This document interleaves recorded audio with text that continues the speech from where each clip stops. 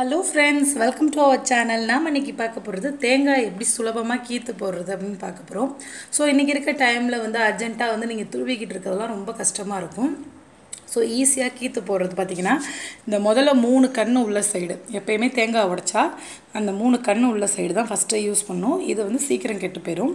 பார்த்தீங்கன்னா நல்லா மொத்தமான தேங்காயாக இருக்குது. நான் உடைச்ச உடனே ஒரு 1/2 அன் ஹவர் ஃப்ரிட்ஜில் வச்சுருவேன். மேலே ஃப்ரீசரில் வச்சாலும் ஓகே. தேங்காய் உடைச்ச உடனே அதாவது நீங்கள் இப்போ எவ்வளோ தேங்காய் வேணுமோ அதை காலையிலே உடைச்சி ஃப்ரிட்ஜில் வச்சுருங்க. அதாவது மே போர்ஷன் ஃப்ரீசரில் வச்சிட்டிங்கன்னா நீங்கள் மத்தியானம் குக் பண்ணுறதுக்கு எப்படி காலைல தேங்காய் சட்னி செய்வீங்க. ஸோ எந்திரிச்சு டீ போடுறப்ப இந்த வேலை செஞ்சுட்டோன்னா உங்களுக்கு நீங்கள் இதுக்குன்னு தனியாக எந்த ஆயுதம்லாம் யூஸ் பண்ண தேவையில்லை. கத்திலே எடுத்திங்கன்னா உங்களுக்கு இந்த தேங்காயோட ஃப்ளஷ் ஃப்ரீசரில் வைக்கிறனால கொஞ்சம் நல்லா சாஃப்டாகிடும்.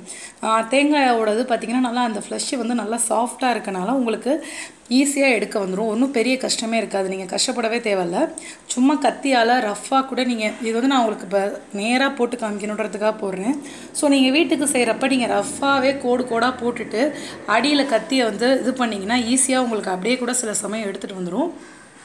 இன்னொரு ஆல்டர்னேட்டிவ் மெத்தட் பார்த்தீங்கன்னா அந்த தேங்காயோட ஓடை அப்படியே அடுப்பில் காமிச்சிங்கன்னா கேஸில் வச்சிங்கன்னா ஃபுல்லாக கொஞ்சம் ஹீட் ஆனதுக்கப்புறம் மேலே ஏதாவது தட்டினீங்கன்னா இந்த மாதிரி எடுத்துகிட்டு வந்துடும். ஸோ இந்த எடுத்துகிட்டு வந்ததை என்ன செய்யணும்னா நீங்கள் இதை துருவுறது டேரெக்டாக தண்ணி ஊற்றி மிக்சியில் போட்டிங்கன்னா கட்டியாக ஆயிரும்.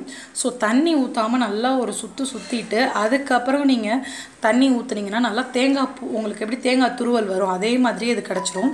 ஸோ நான் ஃப்ரிட்ஜில் வச்சனால உங்களுக்கு இது எப்படி சாஃப்டாக வளைக்க வருதுன்னு பாருங்கள். நார்மலாக தேங்காய் இப்படி பண்ணால் வளைக்க வராது, ஸ்டிஃபாக இருக்கும்.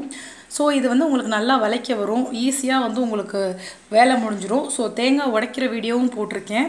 தேங்காய் நீண்ட நாள் கெடாமல் இருக்கிற வீடியோவும் போட்டிருக்கேன். டிஸ்கிரிப்ஷனில் லிங்க் தரேன், என் ஸ்க்ரீன் கொடுக்குறேன், கட்டாயம் பாருங்கள். தேங்க்யூ.